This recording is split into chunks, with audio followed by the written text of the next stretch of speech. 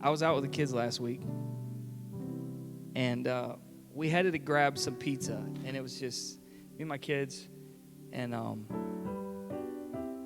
don't know if you ever get these cravings, but I was kind of craving a big gulp, and we were gonna go get some pizza, and I'm craving this big gulp, and so I'm like, and these big gulps, I mean, they're this big, and you can drink them for a day and a half, and so I'm like, let's go to Speedway and get these big gulps, and then we'll go pick up the pizza. So we go to Speedway, and we get our big gulps, and we're all tickled, and we're all excited. And we get in the car, and we're heading to Domino's, because we like Domino's. And on the way, we get over in the left lane, because I had to turn left because Domino's was on the left. And we are about to cruise real nice and smooth through this yellow light. I know y'all been there. And there's this moment where it's like, so I'm a good parent, slightly risky. But the car in front of me slammed on its brakes. And I thought, oh, we all slammed on I slammed on our brakes but the big gulps, we're concerned about the big gulps, and my oldest daughter, she looks out the right side, and here comes another driver, and they come ease into a stop there, and they kind of just gave us the side eye. As if, well, you know what the side eye means. You know. You've been there. You've received them. You haven't given them, but you've received them. And I realized in that I was thinking about it, and I thought, man, this is, and my daughter's like, oh my gosh. And I thought something crazy was going to happen, but that's all it was. It was just a side eye. Like it really messed with her, And I thought, okay, I'm going to have a talk with my therapist about this one. Because it hit me that sometimes the tension that we experience causes others to give us that side eye. And it wasn't me. I wasn't driving crazy. It was the car in front of me. We could have easily smoothed right through that yellow light. Maybe not quite. But I was willing to take that risk. But the car in front of me slammed on the brakes. It wasn't me. So why is she giving me the side eye? Or, but sometimes they don't see the whole story. They don't see the back end of things, what's really going on. They don't see the roots of the things that we're working through, right? They don't see, they weren't rolling with us. They weren't carrying the big gulps. They weren't, but they wanted to give their input. They wanted to give their feedback, Nobody questions when you're just sitting still, right? They question when something looks different. And so today, I want to walk into this because maybe you felt that way too. And you started moving different. Maybe you started believing that God could do something crazy. Maybe you started praying. Maybe right when you started stepping up to the plate, here come the questions. Maybe from family, maybe from friends, maybe from coworkers. Who are you right now? What are you doing? Why are you doing it that way? Why are you going that way? What makes you feel like you're qualified to do that? I want to help someone today because there may be some truth in it, But here's the thing. When you're walking with Jesus, he made you. You. You're built different. You're built different. And when he calls you, you don't necessarily need permission or affirmation. You just need a little fire. And that's what Paul told Timothy, and it's where we're going to start today. In 2 Timothy 1 and verse 6. 1 and verse 6 reads, "For this reason I remind you to fan into flame the gift of God which is in you." Somebody tell your neighbor, say, it's in you. It's in you. The gift is in you. And he goes on through, it's in you through the laying on of my hands. Verse 7, "For God gave us a spirit not of fear, but of power and love and self-control." Fan the flame. Stir up the gift. In verse 7, I think about if something were to cross our paths that would be a scary situation, maybe a grizzly bear or a black bear or something.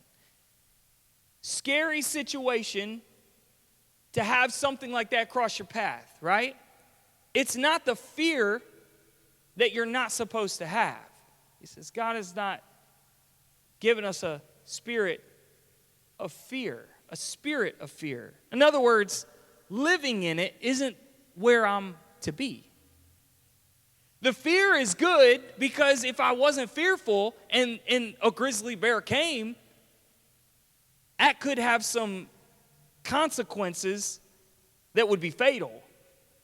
So I need the fear. I need it to tell me, alert me.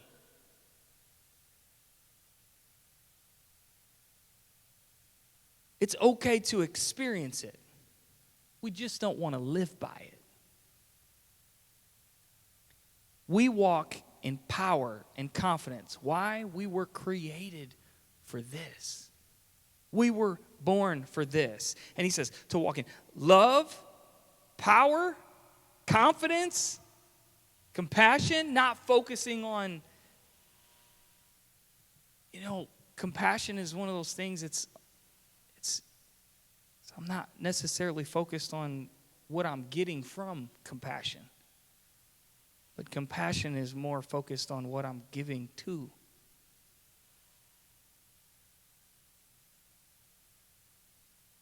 And then self-control, he writes, it's walking in a manner that just exemplifies the fruit that's in you. The fruit of the Spirit is, the fruit of following Jesus is, there's a fruit that goes along with it. Love, joy, peace, long-suffering, gentleness, goodness, faith, meekness, temperance, or self-control. There's a fruit that's indicating the root. And why walk in power, love, and self-control? God has not given us a spirit of fear. It's power, love, sound mind, self-control. Why? Because when they're questioning your calling, when they question what you're called to do, they're really confirming what you're carrying. Sometimes, if we're not walking in that power, love, sound mind, then we start going back and forth with ourselves, and we begin to be at war with ourselves. But the greater fire that's burning inside of you is a fire that consumes everything. It's a fire that was lit by God. And so walking through this with John in John chapter 1, here's John the Baptist walking in his assignment. He's in his fire season, if you will, okay? And right where the flame starts to burn the brightest, here's when the questions start to come. So, verse 19 says, "And this is the testimony of John, when the Jews sent priests and Levites from Jerusalem to ask him, 'Who are you?'" And a couple things stand out to me here. This is the testimony of John. This is John's story. When the Jews sent priests and Levites, who sent who? And why didn't they come?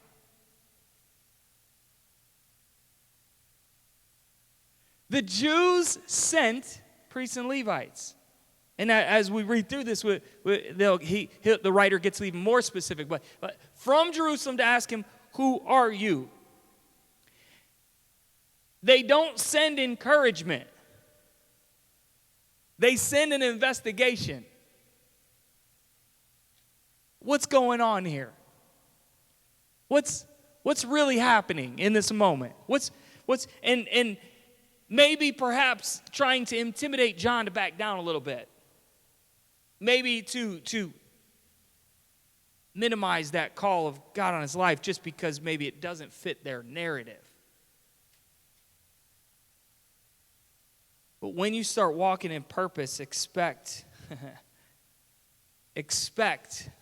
things to get uncomfortable. Because sometimes when you walk in purpose, it can create an uncomfortability in somebody else. And that's where these gentlemen were.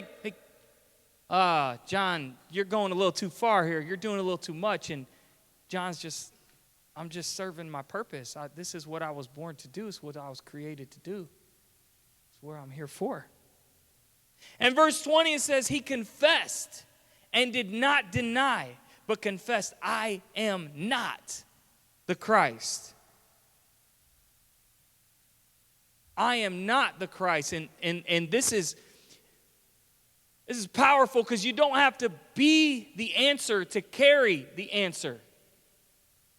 Because John's carrying the Spirit. But he doesn't have to be that in order to give that. He says, I'm not the Christ. And he wasn't confused about it either. And in this generation, a lot of times, even I'll sit in my sessions and talk to my therapist, and I'm looking for who I am. And I didn't know I was like that.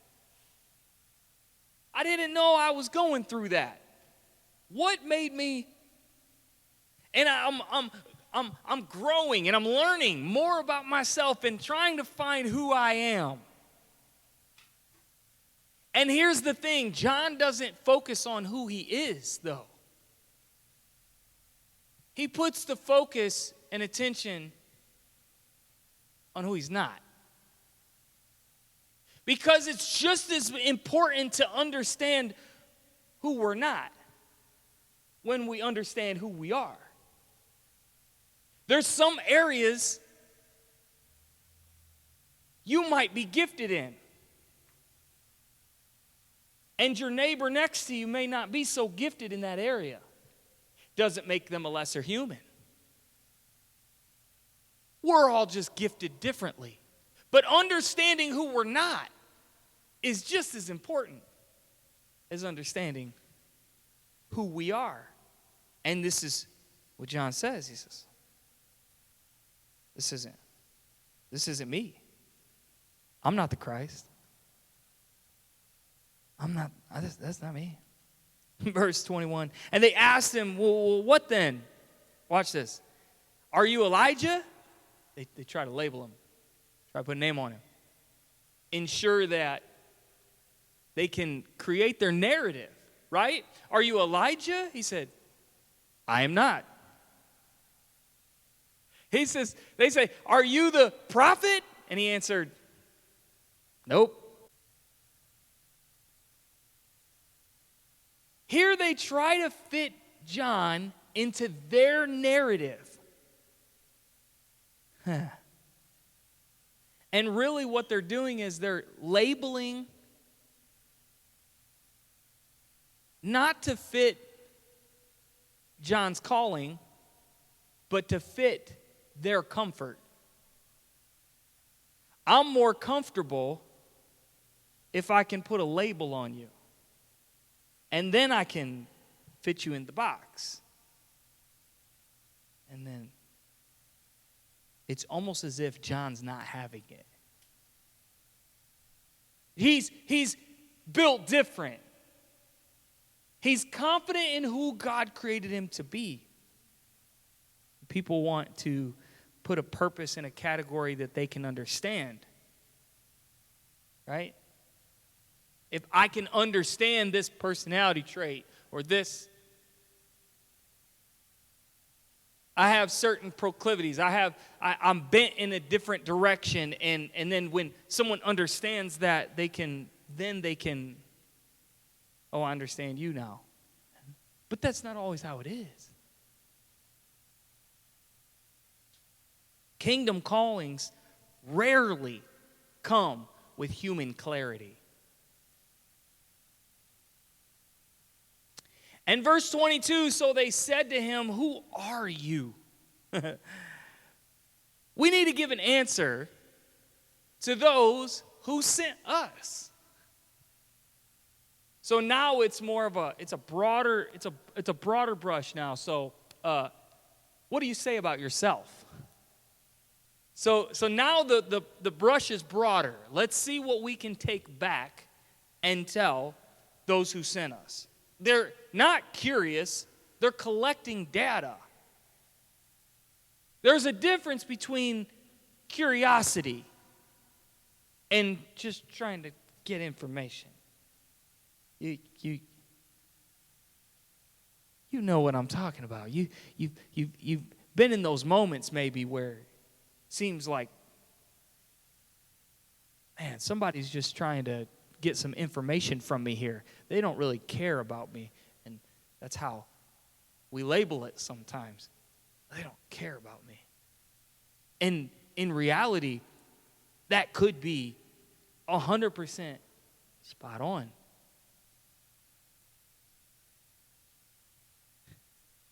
And the care could be just a lack of curiosity. And it's like influence without their permission is a threat. Influence without those giving permission for that calling is a threat to them. So they got to figure this out. We got to figure this out. We got to shut this down. And we see it even later down the line when they shut Jesus down. Or tried.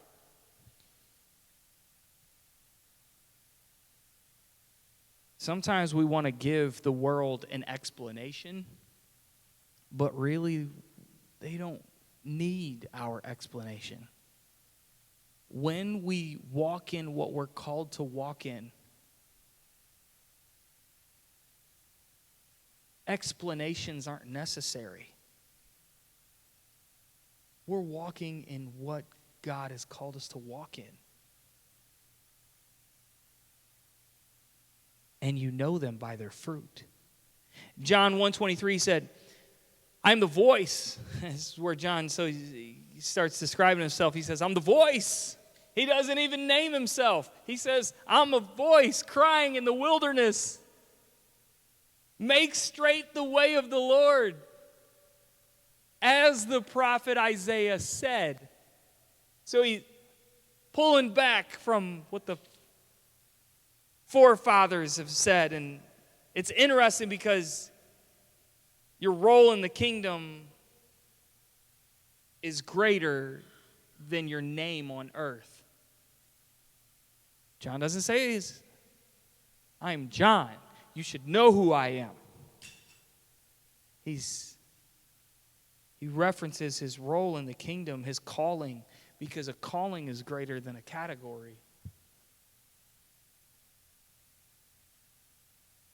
He names his function and he quotes Scripture. Identity is found in the one we point to. Who we are and who we're not is found in Jesus. And everything about us, when we just walk with Jesus, points to him. It just points to him.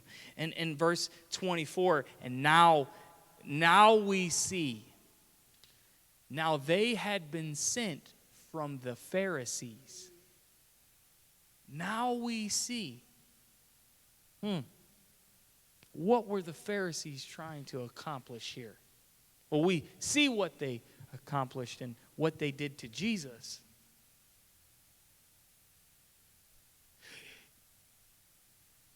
And then verse 25, it says, they asked him, then why are you baptizing if you are neither the Christ, nor Elijah, nor the prophet? And here's the thing, they question your calling when they can't deny your impact. When God calls you to do something, it's going to have some questioning from maybe even your own self, your inner man going back and forth with, is this, am I, should I? And when they can't deny your impact, they're trying to figure it out. They're trying to question. And this is what we see here. And it's proof that there's fruit. It's proof there's fruit. When the root has been absorbing Jesus, the fruit will bless humanity. In verse 26, John said to them, I baptize with water, but among you stands one you do not know. Verse 27, even he who comes after me, the strap whose sandals I am not worthy to untie. So John says, I'm not the main character. I'm not the main character here. I don't have that main character energy. He says, my confidence is in the one who sent me. And I'm just a voice. I'm just on assignment. I'm just built different. He lowers himself in humility here. It's not insecurity. He knows who he is, and he knows who he's not. And the goal is drawing attention to Jesus, not himself. It's about what he's doing in John and through John. What can he do in and through you?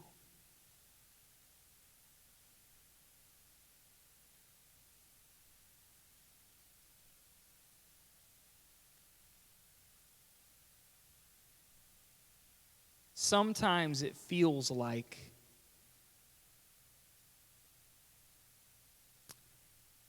I speak from a place of a creative.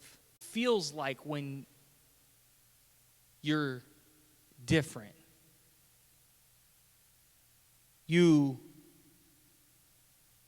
maybe create something that is a little edgy, and maybe the crowd doesn't like it. And sometimes you wonder in yourself, am I good enough? Am I enough? Am I not enough? Why would somebody say this? And we tend to find that identity in what's said about that. But can I submit to you today that your identity is in Jesus?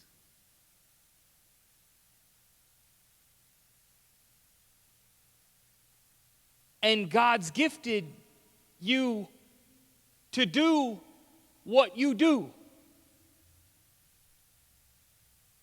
Walk in it in confidence, in boldness, because He's gifted you to do it.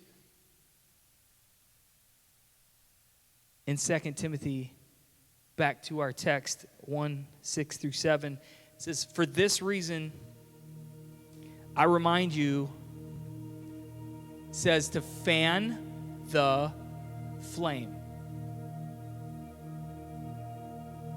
of the gift of God." One translation says, stir up the gift. Put the ingredients together and stir it up.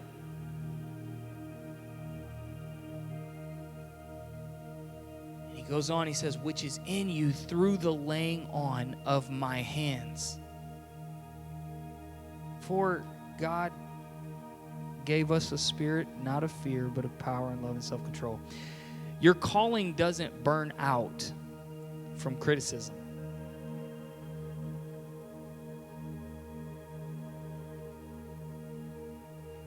And we've all experienced that, where whether it's a family member or a coworker or someone at school, we experience that criticism and we second guess.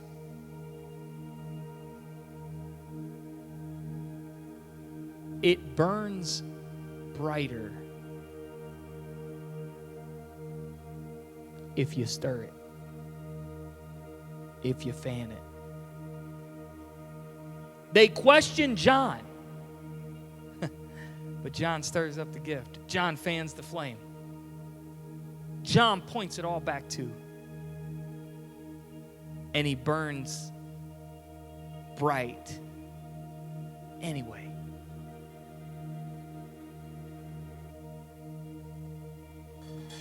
You might feel unqualified. You might feel misunderstood. You might feel boxed in. But the fire in you isn't from people. It's from God's hand in your